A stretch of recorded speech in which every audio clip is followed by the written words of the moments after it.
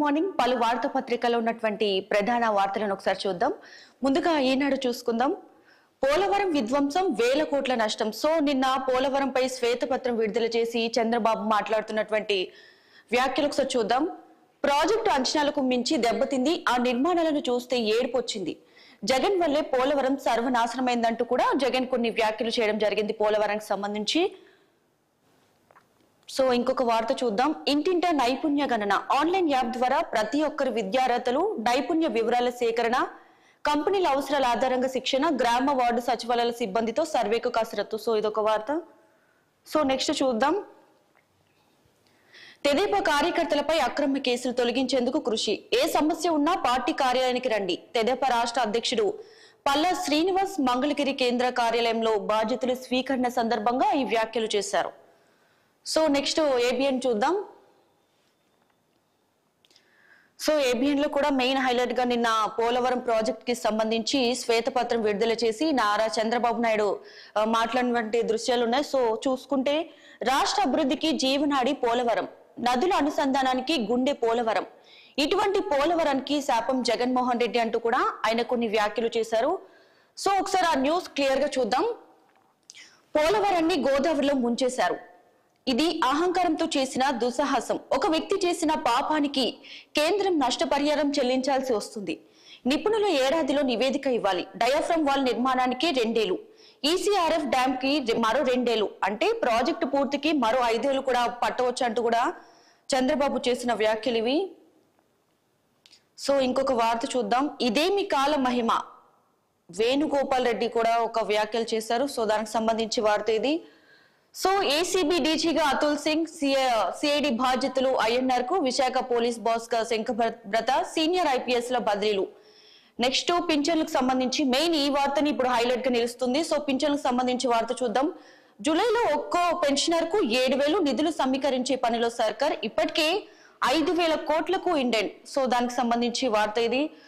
So ఇంకొక వార్త చూసుకుంటే వర్షాలకు సంబంధించి బంగాళాఖాతంలో అల్పపీడనం 2 రోజుల పాటు కూడా భారీ వర్షాలు ఉండేనే అవకాశం కనిపిస్తుంది. సో ఈ నేపథ్యంలో ప్రజలు అలర్ట్ గా ఉండాలంటూ కూడా హైదరాబాద్ వాతావరణ శాఖ హెచ్చరిక జారీ చేయడం వంటి పరిస్థితి కూడా ఉంది.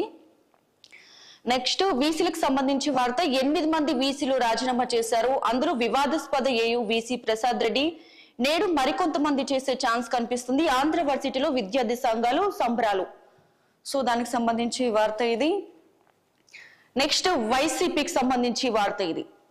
వైసీపీ అరాచకాల చిట్ట, రాష్ట్ర వ్యాప్తంగా సమాచార సేకరణ, తప్పుడు కేసులు, వేధింపులపై నివేదికలు, పైనుంచి కింది స్థాయి వరకు వైసీపీ నేతల అవినీతి, దోపిడీపై ఆరా, పోలీసుల వ్యవహార శైలిపైన సమాచారం, చట్ట ప్రకారం చర్యలకు ప్రభుత్వం యోచన. సో వాసుదేవ్ రెడ్డికి బిగిస్తున్నవచ్చు, మద్యం అక్రమాలు తవ్వుతున్న సిఐడి.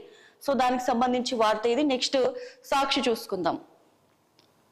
సాక్షిలో కూడా చూసుకుంటే so next Hyderabad main paper చూద్దాం. V6 వెలుగు. సో వర్షాలు కురుస్తున్నటువంటి పరిస్థితి ఉంది. ఢిల్లీని కూడా కుండపోత వర్షాలు, ఢిల్లీలో కూడా కుండపోత వర్షాలు కురుస్తున్నాయి. సో కూలిన ఎయిర్పోర్ట్ టెర్మినల్. సో వర్షాల నేపథ్యంలో ఎయిర్పోర్ట్ టెర్మినల్ కూడా కూలినటువంటి పరిస్థితి. సో దానికి సంబంధించి ఒక పిక్ కూడా మనం చూస్తున్నాం. ఢిల్లీలో కుండపోత వర్షం కురిసింది. 24 గంటల పాటు గ్యాప్ లేకుండా వాన దంచి కొట్టడంతో 22.80 సెంటీమీటర్ల వర్షపాతం నమోదైంది. ఇక లోతట్టు ప్రాంతాల విషయానికి వస్తే అన్ని కూడా జలమయమైనటువంటి పరిస్థితి ఉంది. సో చాలా ప్రాంతాల్లో ట్రాఫిక్ జామ్ కూడా అయింది. సో నెక్స్ట్ సో రేవంత్ సర్కార్, తెలంగాణ సర్కార్ సంబంధించి వారం రోజుల్లో కేబినెట్ విస్తరణ ఉంటుందంటూ కూడా ఆయన వ్యాఖ్యలు చేయడం జరిగింది. పిసిసి కొత్త చీఫ్ నియామకం కూడా సీఎం రేవంత్ రెడ్డి వెల్లడి. ఇతర పార్టీల నుంచి వచ్చిన వాళ్ళకి మంత్రివర్గంలో నో ఛాన్స్. పిసిసి చీఫ్ ఎంపికలో సామాజిక న్యాయం, 3 రోజుల్లో రుణమాఫీపై గైడ్ లైన్స్. గత ప్రభుత్వం ఇచ్చిన 75,000 కోట్లు, అలాగే రైతు బంధులో 25,000 కోట్లు ధనవంతులకే. జిల్లాల మండలాల డీలిమిటేషన్ పై త్వరలో కమిటీ. సో చూసాము పిసిసి కొత్త చీఫ్ కి సంబంధించి రేవంత్ రెడ్డి కొన్ని నియామకాలు చేశారు. సో త్వరలోనే పిసిసి కొత్త చీఫ్ కూడా ఉండబోతున్నారంటూ కూడా కొన్ని వ్యాఖ్యలు అయితే చేశారు. నెక్స్ట్ ఇంకొక వార్త చూద్దాం. రాళ్ళు రప్పలకు రైతు బంధు 26,500 కోట్లు. సో పెట్రోల్ బంకులు, రియల్ ఎస్టేట్ వెంచర్లు, హైవేలకు పెట్టుబడి సాయం. ప్రతి సీజన్ లో దాదాపు 42 లక్షల ఎకరాలకు గుడ్డిగా పైసలు ఇచ్చిన గత సర్కార్ అంటూ కూడా కొన్ని వ్యాఖ్యలు అయితే చేయడం జరిగింది రేవంత్ కూడా. సో నెక్స్ట్ జూలై 18 నుంచి డిఎస్సి ఎగ్జామ్స్. సో దానికి సంబంధించి వార్త ఒకసారి చూద్దాం. ఆన్లైన్ లో నిర్వహణ షెడ్యూల్ రిలీజ్ చేసిన విద్యాశాఖ. సో రాష్ట్రంలో 11,062 టీచర్ల పోస్టుల భర్తీకి సంబంధించి మెగా డిఎస్సి పరీక్షలు నిర్వహణకు విద్యాశాఖ షెడ్యూల్ రిలీజ్ చేసింది. సో జూలై 18 నుంచి ఆగస్టు 5 వరకు ఆన్లైన్ లో పరీక్షలు నిర్వహించనున్నారు. సో దానికి సంబంధించి వార్త ఇది. నెక్స్ట్ బీఆర్ఎస్ కి సంబంధించి వార్త ఇది. దొంగలల్లా కలిసెట్టల్లో గురించి బాధ లేదు, పార్టీ నుంచి ఒకరు పోతే 10 మంది లీడర్లను తయారు చేసుకుంటామంటూ బీఆర్ఎస్ అధినేత కేసీఆర్ చేసినటువంటి వ్యాఖ్యలు ఇవి. సో మనం చూసుకున్నాం గత అసెంబ్లీలో బీఆర్ఎస్ ఏ స్థానానికి పడిపోయింది, అయినా కూడా కేసీఆర్ వెనకడుగు వేయకుండా ముందుకు సాగుతున్నారు. సో ఆ విషయంలో ఆ అంశంపై కూడా కేసీఆర్ కొన్ని వ్యాఖ్యలు చేశారు. మనం వెనకడుగు వేయకూడదు, ముందు పోతూ ఉండాలని చెప్పడం కూడా జరిగింది. మొన్నటి ఎన్నికల్లో అబద్ధపు ప్రచారాలు నమ్మి ప్రజలు బోల్తా పడ్డారంటూ కూడా వ్యాఖ్యలు చేశారు. నెక్స్ట్ నిజ నిర్ధారణ చేస్తే తప్పేముంది, పవర్ కమిషన్. సో ఇప్పుడు ఈ మధ్య కాలంలో అయితే ఎక్కువ పవర్ కమిషన్ పై కూడా చర్చ ఎక్కువ జరుగుతున్నటువంటి పరిస్థితి. ఎక్కడ చూసినా కూడా పవర్ కమిషన్ పైన చర్చ జరుగుతుంది. సో దానికి సంబంధించి వార్త ఇది. పవర్ కమిషన్ విచారణపై కేసీఆర్ ను ప్రశ్నించిన హైకోర్టు. పిటిషన్ విచారణ అర్హతపై ముగిసిన వాదనలు, తీర్పు రిజర్వ్, ఎల్లుండి ఉత్తర్వులు వచ్చే ఛాన్స్ ఉంది. సో నెక్స్ట్ ఒక ప్రమాదం జరిగింది మెదక్ జిల్లా చేగుంట. సో ఒక రోడ్డు ప్రమాదానికి సంబంధించి 2 లారీలు ఢీకొని 5గురు మృతి చెందినటువంటి పరిస్థితి ఉంది. సో ఇది కూడా ప్రమాదానికి సంబంధించి వార్త ఇది. గ్లాస్ కంపెనీలో భారీ పేలుడు, 5గురు దుర్మరణం. సో నెక్స్ట్ దిశ పేపర్ చూద్దాం. సో ఇక్కడ కూడా చూసుకుంటున్నాం వచ్చే నెల 18 నుంచి డిఎస్సి సో పరీక్షల షెడ్యూల్ రిలీజ్, ఆగస్టు 5 వరకు ఎగ్జామ్స్, ప్రతిరోజు 2 షిఫ్టుల్లో ఉంటుందంటూ విద్యాశాఖ వెల్లడి చేసినటువంటి పరిస్థితి ఉంది. సో నెక్స్ట్ కాళ యాదయ్య కాంగ్రెస్ గూటికి చేరారు. బీఆర్ఎస్ పార్టీని వీడి సీఎం రేవంత్, దీపదాస్ మున్షి సమక్షంలో చేవెళ్ల ఎమ్మెల్యే కాళ యాదయ్య కాంగ్రెస్ పార్టీలో చేరారు. సో నెక్స్ట్ అలాగే కాంగ్రెస్ బీఫామ్ తో గెలిచిన వాళ్ళకే మంత్రి పదవి ఎవరికి ఇస్తారనేది అధిష్టానం నిర్ణయం.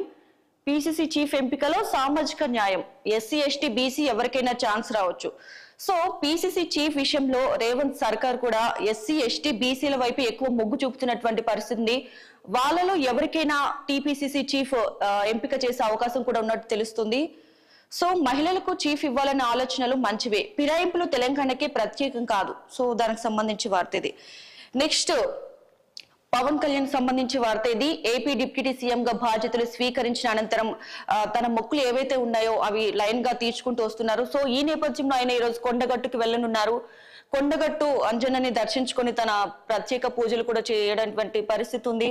సో ఈ రోజు వెళ్ళబోతున్నారు. ఉదయం 7 గంటలకు ఆయన బయలుదేరి వెళ్ళబోతున్నారు.